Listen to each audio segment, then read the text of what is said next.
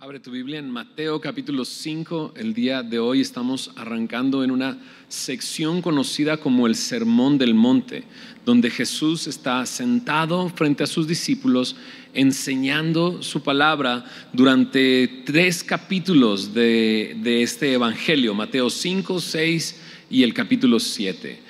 Y no es la única ocasión donde Jesús en el evangelio de Mateo dedica un tiempo para enseñar a sus discípulos. Hay otra porción en Mateo 13 donde aparecen las parábolas, y hay una enseñanza rica en esta figura de enseñanza que es la parábola. Y luego en Mateo capítulo 24 y 25 una enseñanza acerca del fin de los tiempos también extensa. Así es que estamos entrando a una parte donde estaremos semanas escuchando a Jesús hablar y enseñar a sus discípulos. Hoy solamente veremos 12 versículos en este sermón, así es que vamos a leerlos, vamos a orar y vamos a meditar en lo que Dios quiere decir. Nos dice así en Mateo capítulo 5 verso 1: Viendo la multitud, subió al monte, y sentándose vinieron a él sus discípulos. Y abriendo su boca les enseñaba, diciendo: Bienaventurados los pobres en espíritu, porque de ellos es el reino de los cielos. Bienaventurados los que lloran, porque ellos recibirán consolación. Bienaventurados los mansos, porque ellos recibirán la tierra por heredad. Bienaventurados los que tienen hambre y sed de justicia, porque ellos serán saciados. Bienaventurados los misericordiosos, porque ellos alcanzarán misericordia. Bienaventurados los de limpio corazón, porque ellos verán a Dios. Bienaventurados los pacificadores, porque ellos serán llamados hijos de Dios. Bienaventurados los que padecen persecución por causa de la justicia, porque de ellos es el reino de los cielos. Bienaventurados sois cuando por mi causa os vituperen y os persigan y digan toda clase de mal contra vosotros, mintiendo. Gozaos y alegraos, porque vuestro galardón es grande en los cielos, porque así persiguieron a los profetas que fueron antes de vosotros. ¿Oramos?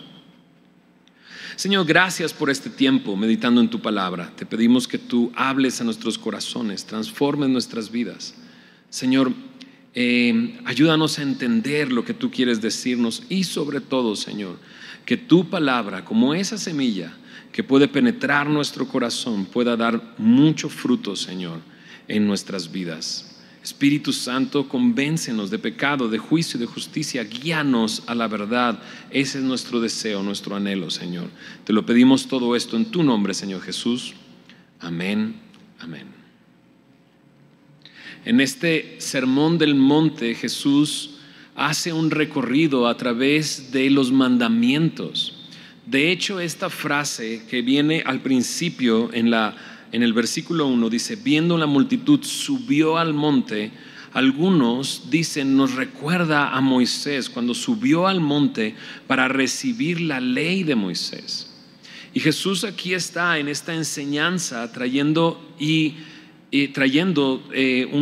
una gran porción de enseñanza. Ahora, algunos creen que Mateo lo que está haciendo aquí es copilar lo que estuvo enseñando durante su tiempo de ministerio en toda la región de Galilea. Si recuerdas, la semana pasada vimos que Jesús comenzó a enseñar en las sinagogas predicando el evangelio del reino. Y aquí está su enseñanza acerca del evangelio del reino, su enseñanza que dio durante todo su ministerio en Galilea. Pero al ver esta frase, subió al monte, nos recuerda ese momento en que Moisés subió al monte para recibir la ley. ¿Está Jesús trayendo otra ley? La respuesta es no. Ni siquiera está tratando de abrogar la ley o hacerla a un lado. De hecho, aquí mismo en el capítulo 5, verso 17 nos dice: no penséis que he venido para abrogar la ley o los profetas. No he venido para abrogar, sino para cumplir. Y lo que hace Jesús más bien es definir correctamente la ley de Dios. Y conforme vayamos avanzando en este sermón, nos daremos cuenta que mucho de lo que dice es imposible de cumplir. Déjame decirlo de esta manera, es imposible de llevarlo a cabo. Y es que Jesús va a estar corrigiendo. Ustedes leyeron esto en la ley, ustedes escucharon que esto significa, pero no es así, significa esto. Y lo vamos a ir viendo poco a poco, avanzando a través de este sermón. Y nos daremos cuenta que Jesús lo que hace no es bajar el estándar para que entonces sea más fácil para nosotros cumplir sus mandamientos, sino lo que hace Jesús es subir el estándar hasta lo más alto, de tal manera que todos nos demos cuenta, no podemos cumplirlo. Y es que lo que hace la religión es bajar el estándar, de tal manera que algunos logren pasar los mandatos, los preceptos, y volteen a ver a los demás diciendo, yo sí puedo, ¿qué tú no puedes? Y eso era lo que estaba sucediendo en toda esta región, con aquellos que eran los religiosos de la época, los fariseos, los escribas. Ya los vimos hace unas semanas cuando se acercaron con Juan el Bautista. Y Juan el Bautista, cuando los vio a este grupo de religiosos, les dijo, incluso, acuérdate cómo les dijo, generación de víboras, ¿quién les enseñó a huir de la ira venidera? Estaban huyendo a través de esa religión que ellos habían traído, donde los estándares estaban abajo, de tal manera que ellos pudieran pasar y se sintieran superiores a los demás. Eso es religión, eso es la religión, tratar de religarnos con Dios, donde algunos se muestran superiores a otros y nos dejan a muchos de nosotros con esta frustración hasta el momento de decir no puedo más, ¿qué importa lo que haga? Pero Jesús lo que está haciendo es traer el estándar mucho más alto. Y este sermón del monte me habla del reino de los cielos. Por eso comienza hablándonos del reino de los cielos, de quién es el reino de los cielos. Y lo que presenta, porque así comenzó su enseñanza: arrepentíos porque el reino de los cielos se ha acercado. Y estos capítulos me narran lo que algunos conocen como el carácter de los ciudadanos del reino. ¿Qué se espera de los discípulos? Es lo que observamos aquí. Y cuando empieza a enseñar Jesús, pareciera que voltea de cabeza completamente todo en su enseñanza. Versículo 2 dice, abriendo su boca les enseñaba diciendo. Y ya lo dijimos, ¿verdad? En el capítulo 4, verso 23 dice, recorrió Jesús toda Galilea enseñando en las sinagogas. Su principal ministerio era la enseñanza. Cuando terminó, mira solamente como ver cuál fue la impresión de aquellos que escucharon la enseñanza de Jesús. En Mateo 7, 2 capítulos adelante, verso 28 dice, y cuando terminó Jesús estas palabras, la gente se admiraba de su doctrina, porque les enseñaba como quien tiene autoridad y no como los escribas. La enseñanza de Jesús los dejó impactados, sorprendidos, no solamente por su doctrina, sino porque lo que está haciendo es voltear de cabeza todo lo que ellos tenían establecido como la forma de llegar al reino de los cielos. Acuérdate que el pueblo de Israel estaba esperando el reino, pero de esta manera física, dejando a un lado a aquellos que les gobernaban e instaurándolo en ese momento. Es por eso que los discípulos más adelante le van a preguntar, ¿en cuándo vas a traer tu reino? Pero Jesús lo que está trayendo es un reino espiritual, un reino que ellos no pueden percibir, y que Jesús les está diciendo, aquí está entre ustedes el reino de Dios. Y lo que todos estos religiosos veían como la forma de llegar al reino de los cielos, Jesús lo que hace es sacudirlos completamente y voltearlo todo de cabeza. Y para que se den cuenta que lo que ellos piensan que les hace llegar al cielo o ganarse el cielo no es de ninguna manera, sino esta es la manera en que podemos ser parte del reino de Dios. Por eso al principio son todas estas bienaventuranzas. La porción que vemos el día de hoy es lo que se le conoce como las bienaventuranzas. Y bienaventurado, muchas veces lo hemos escuchado con la traducción feliz y dichoso. Y sí, es así, se puede traducir como feliz y dichoso, pero no feliz como los percibimos en nuestro tiempo. Hace muchos años, cuando mi esposa y yo nos casamos, había una cantante de ranchero, de norteño, que tenía una canción que, ¿cómo decía mi machi? Soy feliz como una lombriz, porque tú y yo somos novios, ¿no? Decía así la canción, Priscila y no sé qué se llamaba la chica. Pensamos en esa felicidad de, hey, ya tengo algo mío y ya soy feliz, pero no es esa felicidad de que tengo algo y por eso soy feliz. Aquí me habla de feliz y dichoso independientemente de las circunstancias de la vida.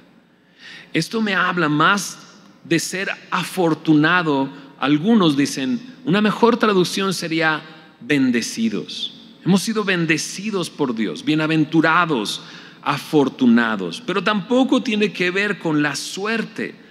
De hecho, un comentarista dice que una referencia a entender lo que significa esta bienaventuranza está en Primera de Reyes, capítulo 10, en el versículo 8. Primer libro de Reyes, capítulo 10, versículo 18. Se utiliza esta palabra, bienaventurado, de boca de esta mujer, la reina de Sabá, cuando visitó a Salomón. Mira lo que dice. En el verso 8 de Primero de Reyes 10 dice: bienaventurados tus hombres, dichosos estos tus siervos, que están continuamente delante de ti y oyen tu sabiduría. Y creo que esto explica qué es la bienaventuranza o lo bienaventurado. No es suerte, no es fortuna, no es siquiera simplemente ser feliz y dichoso. Es más que eso. Es tener una relación correcta con Dios en su presencia, adorando y obedeciendo. La reina de Sabá le dice: tus hombres son dichosos, son bienaventurados porque están continuamente delante de ti y porque oyen tu sabiduría. Así es una persona que es bienaventurada, aquella que está continuamente en esta relación íntima y personal con Dios y que está dispuesto a escucharle y a obedecerle. No es por cómo me va que soy bienaventurado, sino por mi relación con Dios.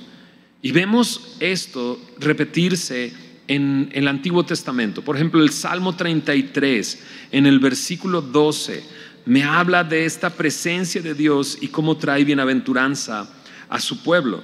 Salmo 33, versículo 12, dice: bienaventurada la nación cuyo Dios es Jehová, el pueblo que Él escogió como heredad para sí. Tiene una relación con ese pueblo, por eso es bienaventurado. El Salmo 65, versículo 4, también dice de esta manera: bienaventurado el que tú escogieres y atrajeres a ti, para que habite en tus atrios. Seremos saciados del bien de tu casa, de tu santo templo. Eso es bienaventurado. Y entonces, cuando empieza a explicar estas bienaventuranzas Jesús, prácticamente podemos dividirlas en 4 y 4. Las primeras 4 no tiene nada que hacer la persona que recibe esa bienaventuranza. Y las últimas 4 son un reflejo de lo que las primeras 4 bienaventuranzas traen a la vida de esa persona. Espero explicarme bien. Veamos la primera bienaventuranza. Dice así en el verso 3: bienaventurados los pobres en espíritu, porque de ellos es el reino de los cielos. Ya de entrada, solamente esta frase voltea de cabeza todos los estándares de este mundo. Pareciera que el que es feliz y dichoso es aquel que tiene, aquel que no le falta en lo económico o en lo financiero. Pero mira, en Lucas capítulo 12, versículo 15, Jesús nos da una gran lección. Lucas 12, verso 15 dice: guardaos de toda avaricia, porque la vida del hombre no consiste en la abundancia de los bienes que posee. Pero aún así Jesús no está hablando de pobreza de no tener recursos, sino de una pobreza espiritual, de una pobreza en espíritu, dice aquí. bienaventurados los pobres en espíritu, porque de ellos es el reino de los cielos. La palabra pobre aquí no me habla de alguien que le falta algo, sino de alguien que no tiene absolutamente nada y tiene que estirar la mano. Me habla de alguien que no tiene ningún mérito y no tiene nada con que acercarse, y lo único que puede hacer es abandonarse totalmente al Señor. Me habla de un mendigo espiritual, de una persona que se reconoce incapaz, que lo único que puede hacer es recibir y solamente recibir por gracia. De eso me habla esta primera bienaventuranza. De hecho, en las profecías acerca del Mesías, en Isaías capítulo 66, en el versículo 2, Isaías 66, versículo 2, me dice de esta manera: mi mano hizo todas estas cosas. Así todas estas cosas fueron, dice Jehová, pero miraré a aquel que es pobre y humilde en espíritu y que tiembla a mi palabra. Aquel que es pobre en espíritu es aquel que se siente incapaz y que lo único que puede hacer es estirar su mano esperando recibir por gracia. Qué diferente, ¿va? No solamente en este sentido de si tengo riqueza soy feliz, sino en este otro sentido de si tengo méritos espirituales entonces soy bienaventurado. Pero aquí me habla de echar a la basura todo mérito y reconocer mi incapacidad en el Señor. Ahora, eso es muy claro en cuanto a nuestra vida espiritual. En Efesios 2, 8 y 9 dice: por gracia sois salvos, por medio de la fe, y esto no de vosotros, pues por medio de la fe, y esto no de vosotros, pues es un don de Dios, no por obras para que nadie se gloríe. Cuando venimos a la salvación en Cristo es porque reconocemos esta pobreza en espíritu, esta incapacidad que hay en nosotros de arreglarnos con Dios, de obtener algo. Es el momento en que decimos: no puedo, no tengo nada. Al contrario, es tan grave mi estado que ni siquiera puedo esforzarme para ponerme de pie. Lo único que me queda es estirar mi mano y esperar en tu gracia, Dios. Y ese es el primer paso para el reino de los cielos. Es más, me encanta porque dice: bienaventurados los pobres en espíritu, porque de ellos es el reino de los cielos. ¿De quién? De ellos. No dice porque de ellos será el reino de los cielos. No, de ellos es el reino de los cielos. Cuando uno reconoce su incapacidad, su pobreza espiritual, su ruina espiritual, y se entrega por completo a la gracia y a la misericordia de Dios, no por obras, lo que recibe es al Rey y a su reino. Ahora somos parte del reino de Dios cuando reconocemos esto. Claro, para los religiosos de la época esto era impensable. Esto era como: estos que no han hecho ningún mérito comparados conmigo que he hecho tantos méritos, de Él es el reino de los cielos y no es para mí. Y la respuesta es sí. Jesús está volteando de cabeza todo. Eso es maravilloso, porque esto es una muestra de la gracia de Dios, del amor de Dios, de la compasión que Dios tiene para con el hombre, porque sabe que es pecador, porque sabe que no hay nada en él que le pueda poner en una situación favorable delante de Dios. La Biblia me dice claramente que todos somos pecadores. En realidad todos estamos en esta incapacidad, pero es difícil de reconocer. ¿Quieres ser parte del reino de Dios? Necesitas reconocer tu incapacidad espiritualmente, tu ruina espiritual. Mira el segundo de estas bienaventuranzas. El verso 4 me dice: bienaventurados los que lloran, porque ellos recibirán consolación.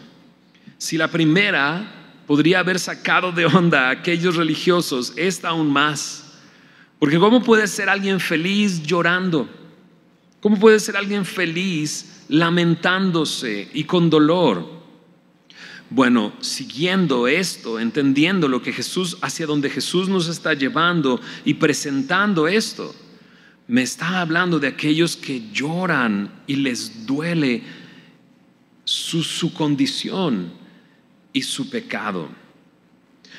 No me está hablando, bienaventurados los que lloran por la situación mundial, por lo que la sociedad está viviendo, aunque sí, deberíamos de llorar por cómo vemos nuestra sociedad hundirse y hundirse más en el pecado, sino que es algo muy personal. Porque dice, bienaventurados los que lloran, porque ellos, los que lloran, recibirán consolación. Recibirán consolación. Así es que está hablando de este dolor intenso, este lamento que nos provoca el entender lo que hemos hecho. Mira lo que dice el Salmo 51. Un buen ejemplo de esto es cuando David pecó. Pasó un tiempo sin darse cuenta de que había pecado. Y su pecado había sido bastante grave. Había tomado la mujer de su vecino y había tomado la vida del vecino para poder quedarse con su mujer. Pero cuando se dio cuenta de su ruina espiritual, entonces vino al Señor en total quebrantamiento. Mira lo que dice el verso 17 del Salmo 51. Los sacrificios de Dios son el espíritu quebrantado. Al corazón contrito y humillado no despreciarás tú, oh Dios. Me habla de un quebrantamiento total, de un dolor y llanto por el pecado. Cuando uno se da cuenta de su pobreza, cuando uno se da cuenta de cuánto ha ofendido al Señor, hay un arrepentimiento genuino y un dolor y un llanto, una convicción de pecado. La palabra de Dios me dice que su espíritu trae esta convicción. Y creo que muchos de nosotros lo hemos experimentado. Ese dolor que provoca en nuestro ser de sabernos inmerecedores de su perdón, merecedores de justicia, de juicio, pero sorprendidos de que Jesús ha tomado nuestro lugar para librarnos de nuestro pecado. En 2 Corintios 7, versículo 9 y 10 me habla de una tristeza que proviene de Dios, no del mundo. Esto está en 2 Corintios capítulo 7, versículo 9 y 10. Dice ahí: ahora me gozo no porque hayáis sido contristados, sino porque fuisteis contristados para arrepentimiento, porque habéis sido contristados según Dios, para que ninguna pérdida padecieses por nuestra parte. Y mira lo que dice el verso 10: porque la tristeza que es según Dios produce arrepentimiento para salvación. Está hablando de esto, de este llanto provocado por el dolor, por mi pecado, por el dolor y por la tristeza que trae esa convicción. Sin duda, esto está volteado de cabeza. ¿Estás de acuerdo? La felicidad y la dicha en nuestros días no parece provenir de esta ruina y este llanto, pero el reino de los cielos, en el reino de los cielos, esto es bienaventurado. O sea, imagínate tenerlo todo y no darte cuenta de tu necesidad y creer en tus propios méritos para lograrlo, para al final darte cuenta que nunca fue por eso. Cuando vemos al Dios de la Biblia, nos damos cuenta de su gracia desde el principio de la Biblia. Y aquí está volviendo a Jesús a traer esta misericordia y gracia que era necesaria que se revelara a ese pueblo en ese momento y que es necesario que se revele a nuestras vidas. Mira lo que dice el verso 5. Sigamos con estas bienaventuranzas. Bienaventurados los mansos, porque ellos recibirán la tierra por heredad. Manso, mansedumbre. Esta palabra es interesante porque generalmente en el mundo una persona que es manso se puede confundir con una persona que es débil, pero no es así. Porque el mismo Jesús dijo: yo soy manso y humilde de corazón. Y no hay duda, Jesús no era un debilucho. Al contrario, me habla de este poder que hay en una persona, pero que está por amor a los demás controlado. Muchas veces escuchamos esta imagen de un caballo fuerte que tiene tanta fuerza que podría superar completamente la fuerza de su jinete, pero el caballo está controlado y su poder está controlado. Y de eso me habla la mansedumbre. Jesús era manso y humilde de corazón, no débil. Y esto me habla de una cosa: cuando nosotros reconocemos nuestra ruina espiritual, cuando lloramos nuestro pecado, entonces somos controlados por Dios. Es una persona mansa, es una persona que está controlada por la voluntad de Dios. Ahora piensa en esto: la mansedumbre está descrita como uno de los frutos del Espíritu Santo. Proviene del Espíritu. El fruto del Espíritu es amor, dice en Gálatas 5, 22 y 23, amor. Y me dice gozo, paz, paciencia, benignidad, fe, bondad, mansedumbre, templanza. Contra estas cosas no hay ley. La mansedumbre proviene del Espíritu Santo. Y claro que se alcanza a ver esta progresión. Primero, reconozco mi ruina espiritual. El Señor me da su reino, porque reconozco mi necesidad y reconozco mi incapacidad. Y lloro por mi pecado y mi incapacidad. Pero ahora de Él recibo esa mansedumbre para que mi vida sea una vida controlada por Dios, dispuesto a hacer su voluntad. Eso es lo que me habla la mansedumbre.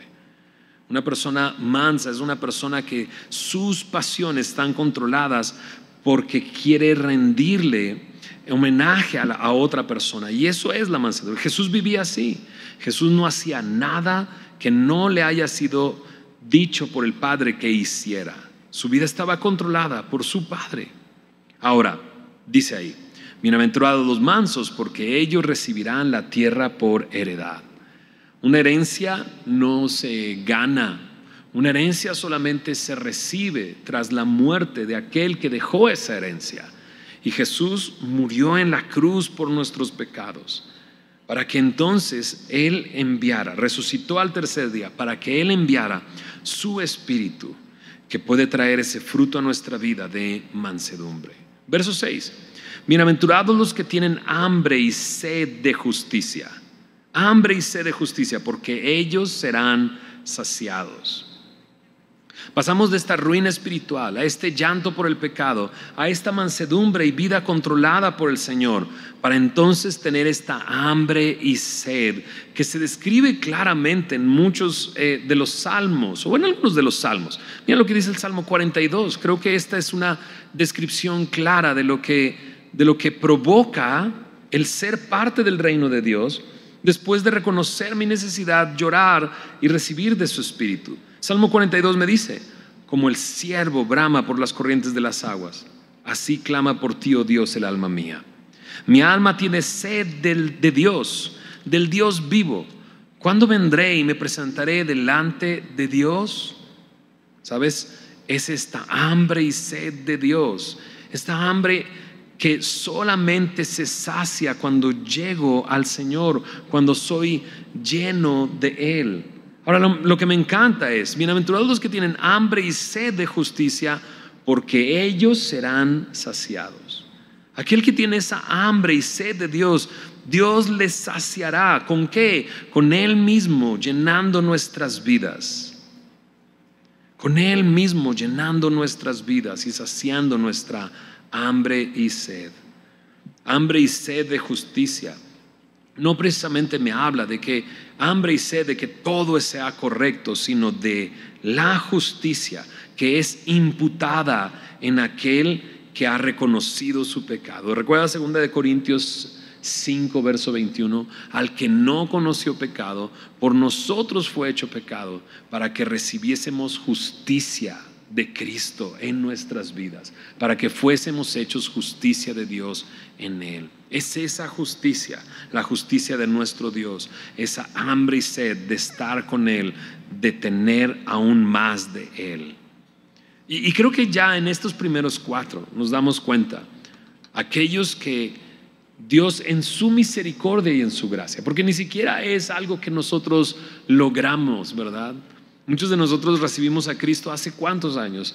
En mi vida, mi esposa, bueno, que todavía no era mi esposa en ese momento, me lleva a una iglesia donde yo estoy perdido completamente en mi soberbia, en mi pecado, muerto en mis pecados. Pero ella me lleva, ¿no? Ella oraba y decía: Señor, que tan solo te conozca, que tan solo se convierta. Y yo recuerdo entrar a ese lugar y no entender mucho, pero en la cuarta ocasión que me llevó, algo hizo clic en mi vida, en mi corazón, y entregué mi vida a Cristo, y comenzó esto a desencadenarse en mi vida. ¿Recuerdas ese momento en que Dios te hizo ver tu necesidad, donde llorabas incontrolablemente por el pecado en tu vida, donde de repente empiezas a darte cuenta que tu vida está siendo controlada por Dios y te llena de bendiciones? Porque antes tú controlabas tu propia vida y era fracaso tras fracaso, y de repente empiezas a ver cómo la voluntad de Dios se hace en tu vida, y llega hasta este punto de decir: necesito más. Yo recuerdo esa época en la que yo necesitaba ir a la iglesia el domingo, pero si había reunión entre semana tenía que ir, y iba y me conectaba una vez más porque necesitaba más y más de Dios. Llegaba a mi casa y leía su palabra, esta hambre y sed de Él. Pasemos a los siguientes 4. Los siguientes 4 son un reflejo de de esta obra que Dios ha hecho en nuestras vidas, porque aquí todo esto ha sido por su gracia y por su misericordia en nuestras vidas. Pero mira cómo pasa ahora a una transformación en la vida de la persona. Mira, leamos los 4. Dice: bienaventurados los misericordiosos, porque ellos alcanzarán misericordia. Bienaventurados los de limpio corazón, porque ellos verán a Dios. Bienaventurados los pacificadores, porque ellos serán llamados hijos de Dios. Bienaventurados los que padecen persecución por causa de la justicia, porque de ellos es el reino de los cielos. Y estas no son otra cosa sino las características de aquel que ha recibido misericordia. Porque he alcanzado misericordia, ahora soy bienaventurado y muestro misericordia, porque eso es lo que he recibido. Me encanta esto. Me encanta darme cuenta cuando Dios transforma la vida de una persona, comienza a ver amor en esa persona que antes no existía, y compasión por aquellos que necesitan de la misericordia de Dios. Y es que eso fue lo que recibimos nosotros. En Efesios capítulo 2 versículo 4 me dice que estábamos nosotros muertos en nuestros delitos y pecados, pero Dios, que es rico en misericordia, nos dio vida juntamente con Cristo. Incluso dice más adelante: Él nos amó con ese gran amor, porque es rico en misericordia, y nos dio vida juntamente con Cristo. Y luego nos hizo sentar en los lugares celestiales con Cristo Jesús. Eso es misericordia. Y lo que recibimos, ahora queremos compartirlo con los demás. En Efesios 4:32 incluso me dice de esta nueva vestidura, de este nuevo traje, vestido que hay en nuestras vidas después de haberle conocido. Efesios 4:32 dice: antes, sed benignos unos con otros, misericordiosos, perdonándoos unos a otros, como también os perdonó a vosotros en Cristo. Eso es lo que ahora somos, un canal para que otros puedan encontrar la misericordia que hay en el Señor. Ahora el Hijo de Dios se parece a su Padre Celestial, porque es rico en misericordia, y ahora Él es misericordioso, ama y perdona. Versículo 8: bienaventurados los de limpio corazón, porque ellos verán a Dios. Me encanta esto de limpio de corazón. Siguiendo con este tema de los religiosos de la época, ellos eran limpios pero por fuera. Jesús dijo: por fuera están blancos, pero por dentro son un sepulcro lleno de huesos muertos. Pero aquí me habla de la limpieza profunda del corazón, la transformación de dentro hacia afuera que solamente Dios puede hacer en nuestras vidas. En lo profundo Él lo hizo, Él lo ha hecho, Él lo hizo en mí. Hechos capítulo 15 versículo 9. En Hechos, continuación del Evangelio de Lucas, en este capítulo de repente dice estas palabras. Hechos 15 versículo 9. Dice ahí: y ninguna diferencia hizo entre nosotros y ellos. Y está hablando de aquellos gentiles que habían recibido el perdón de pecados y ahora eran parte de la iglesia. Y dice así: purificando por la fe sus corazones. Eso es algo que Dios ha hecho en nuestras vidas. Nos ha purificado desde adentro. Ahora esto que Dios ha hecho, incluso el mismo David en el Salmo 51 hace referencia a esto que Dios hace en lo profundo de nuestro ser. Salmo 51 versículo 10 dice: crea en mí, oh Dios, un corazón limpio y renueva un espíritu recto dentro de mí. ¿Recuerdas lo que Jesús dice? De la abundancia del corazón habla la boca. La promesa para estos que han sido los de limpio corazón es que ellos verán a Dios. Ellos verán a Dios. No hay jabón especial en el súper. Hay jabones para todo, ¿verdad? Ahora hay jabones específicos para cada cierta cosa. Y en la pandemia nos hemos dado cuenta de eso, ¿verdad? Porque ha habido que lavar baños, ha habido que limpiar partes que ni siquiera nos habíamos imaginado. Pero cada cosa tiene un cierto detergente o algo específico para limpiar. Pero para limpiar el corazón no hay nada. Porque ni siquiera podemos meternos dentro de nuestro corazón para limpiarlo.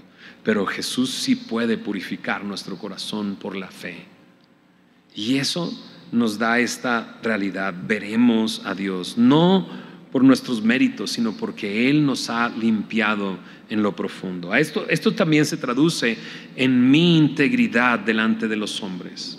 Porque mi corazón ha sido limpiado y lo que sale de mi corazón comienza a bendecir a los demás. ¿Qué tanto los bendice? Mira lo que dice el verso 9. Bienaventurados los pacificadores, porque ellos serán llamados hijos de Dios. Bienaventurados los pacificadores. No está hablando de bienaventurados los que siempre están en paz. No está hablando de eso. Sino habla de aquellos que traen paz. Eso es lo que significa pacificadores. ¿Y qué paz? ¿Cuál paz? En Romanos 5:1 me dice: justificados pues por la fe tenemos paz para con Dios por medio de nuestro Señor Jesús. Me está hablando de la paz de Dios. En 2 Corintios 5:17 me habla de esta condición nueva del creyente, de modo que si alguno está en Cristo, nueva criatura es. Y ahora, como una nueva criatura, me dice: esto proviene de Dios, eso es lo que hizo Dios. Nos reconcilió consigo mismo por Cristo y nos dio el ministerio de la reconciliación. ¿Qué decimos? Rogamos a los demás: reconcíliate con Dios, porque Él nos ha reconciliado. Ahora somos embajadores en nombre de Cristo. Ahora Dios nos ha llamado a traer paz. Que otros conozcan esa paz que hay en Cristo, en el Señor. Dice ahí: bienaventurados los pacificadores, porque ellos serán llamados hijos de Dios. Ahora, no quiere decir que tengo que ir por todo el mundo trayendo paz de Dios a todos y entonces seré llamado hijo de Dios. No, esto lo hemos visto. Un hijo de Dios no es por méritos propios, no es algo que proviene de nuestra carne, de nuestro esfuerzo, de otro hombre. En Juan 1:12 y 13 dice: a todos los que le recibieron, a los que creen en su nombre, les ha dado la potestad de ser llamados hijos de Dios. Pero esto sí, un hijo de Dios es un hombre pacificador. Una hija de Dios es una mujer pacificadora. Una mujer que predica el evangelio y que trae esa paz.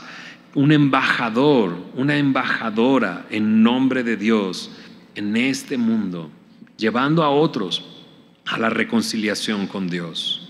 Qué bello están estas bienaventuranzas, ¿verdad?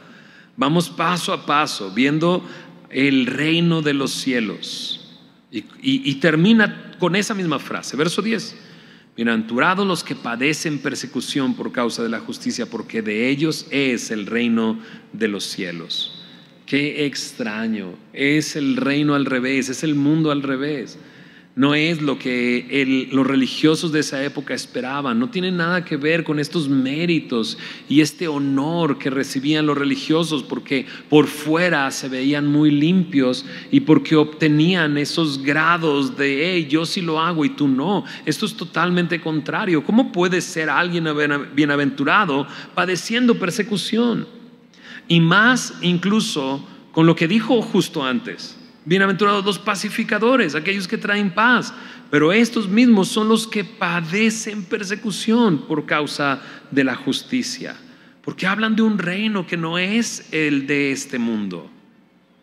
Pero me encanta como dice: bienaventurados los que padecen persecución por causa de la justicia, porque de ellos es el reino de los cielos. ¿Cuántos hermanos nuestros a través de la historia del cristianismo han padecido persecución, pero sabían que de ellos es el reino de los cielos, que no lo intercambiarían por nada, por absolutamente nada, porque sabían que eran parte del reino de Dios? Ahora, sí, el reino de Dios es nuestro cuando pasamos por todo este proceso de entender quiénes somos nosotros y quién es Él, y aceptamos por su gracia la misericordia y el amor de Dios. Jesús murió por nuestros pecados en la cruz. Él murió por nuestros pecados. Él fue juzgado por nosotros. Resucitó al tercer día, demostrando que hay vida después de la muerte, que hay una manera de relacionarnos con Dios, de tener esta bienaventuranza en una relación firme con Él, íntima y personal, que se observa de esta manera. Pero eso, dice Pedro en su carta, no te sorprendas del fuego de prueba. No solamente Pedro lo dice, el mismo Jesús en Juan capítulo 15. Mira lo que dice Juan capítulo 15, en los versículos 18 al 20. Juan 15, verso 18 dice de esta manera: si el mundo os aborrece, sabed que a mí me ha aborrecido antes que a vosotros. Si fuerais del mundo, el mundo os amaría, pero porque no sois del mundo, antes yo os elegí del mundo, por eso el mundo os aborrece. Verso 20: acordaos de la palabra que he dicho, el siervo no es mayor que su señor. Si a mí me han perseguido, también a vosotros os perseguirán. Si han guardado mi palabra, también guardarán la vuestra. El mismo Jesús habló acerca de esta persecución que vendría. Este versículo que sigue, segunda de Timoteo, capítulo 3, versículo 12, siempre me ha gustado, porque me encanta que el Señor es claro. O sea, Él está diciendo: a mí me persiguieron, ustedes también serán perseguidos. Me dice ahí en el versículo 12 de segunda de Timoteo 3, 12: y también todos los que quieren vivir piadosamente en Cristo Jesús padecerán persecución. ¿Y sabes qué me muestra esta persecución? Que aun cuando ya soy parte del reino de Dios, ¿no?, vendrá el reino de Dios con su justicia para manifestarse en este mundo. Nada se va a comparar cuando el momento en el que Jesús venga y reine desde la tierra. Desde Jerusalén reinará y las naciones vendrán y le adorarán. Eso es lo que me dice su palabra. E instaurará un reino de justicia y de paz. Ese reino de cual todos anhelamos ser parte, pero no sabemos cómo ni entrar ni ser parte de él. Y ahora Jesús nos está diciendo cómo hacerlo. Reconozcamos nuestra ruina espiritual y podamos llegar a, después de todo esto, a gozarnos y alegrarnos. Mira lo que dicen los últimos dos versículos: bienaventurados sois cuando por mi causa os vituperen y os persigan y digan toda clase de mal contra vosotros mintiendo. Gozaos y alegraos, porque vuestro galardón es grande en los cielos, porque así persiguieron a los profetas que fueron antes de vosotros.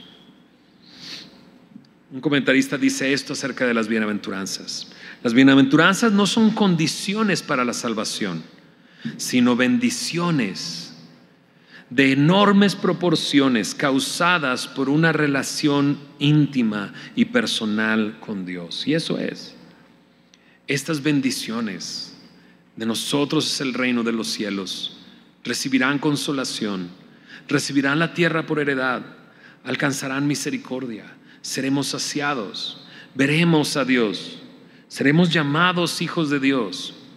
Es nuestro el reino de los cielos, no por méritos propios, sino por lo que Él hizo en la cruz por nosotros. Vamos a orar. Señor Jesús, gracias por tu palabra. Gracias por este inicio del Sermón del Monte, donde tú, hablando con tus discípulos y con la multitud, nos haces ver que el reino de los cielos es todo lo contrario a cualquier reino de este mundo. Señor, y qué maravilla que nos hagas parte de tu reino. Señor, el día de hoy queremos hacer lo mismo que tú hiciste, predicar el evangelio del reino.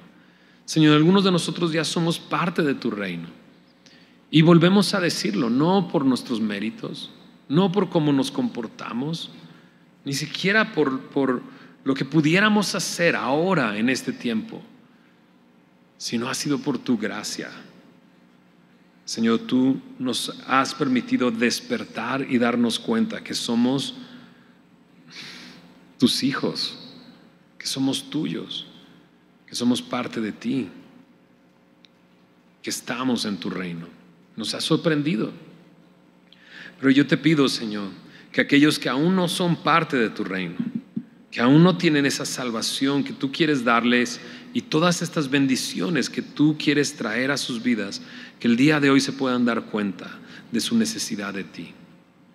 Señor, revélate al corazón de cada uno de nosotros, ya sea para llenarnos de gratitud por lo que tú has hecho, para darnos cuenta, Señor, a través de estas 8 bienaventuranzas que somos tus hijos,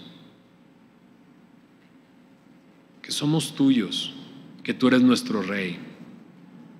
Pero también, Señor, revélate a nuestros corazones de tal manera que aquel que aún no te conoce, te conozca y rinda su vida a ti el día de hoy. En el nombre de Jesús. Yo quiero invitarte, si tú estás acá por primera vez, o a lo mejor al ver todo esto, ¿sabes?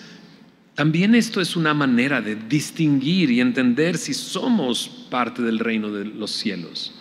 O sea, si tú nunca has llorado por tu pecado, si tú nunca has reconocido, o sea, si tú de entrada dices, no, es que yo soy parte del reino de los cielos por lo que he hecho, o sea, me he esforzado, he ido a la iglesia todos los domingos, crecí en una familia cristiana, eso no te hace parte del reino de los cielos. Como has visto el día de hoy, ser parte del reino de los cielos es reconocer tu pecado, llorar por tu pecado.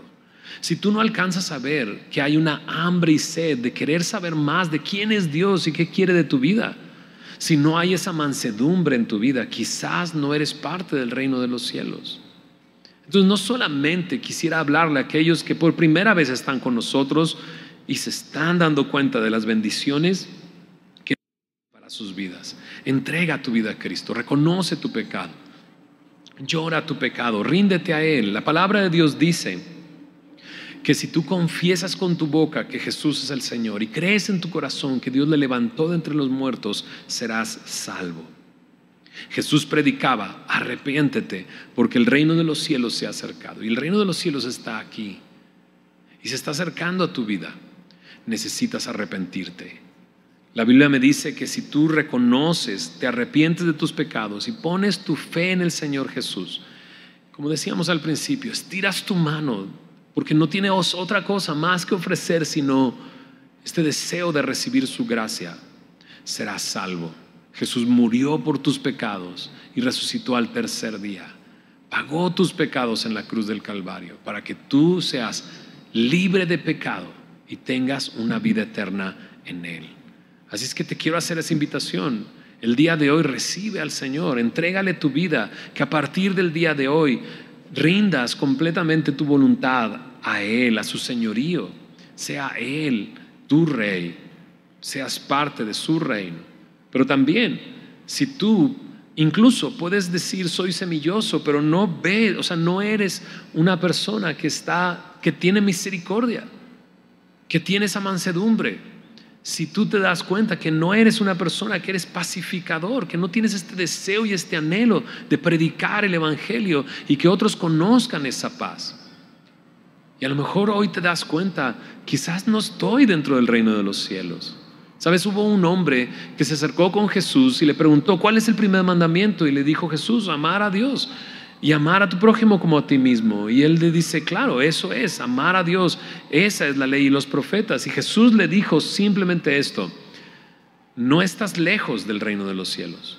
No estás dentro, no estás lejos, pero no quieres estar cerca sin estar dentro del reino de los cielos.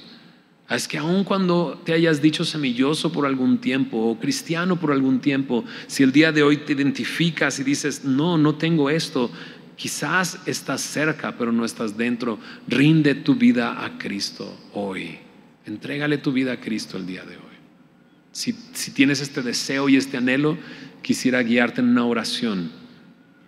Y no precisamente porque la oración pueda ser algo mágico en ti, no, simplemente te quiero ayudar a expresar con tu boca lo que estás sintiendo en tu corazón, si su espíritu está revelándose a tu vida el día de hoy.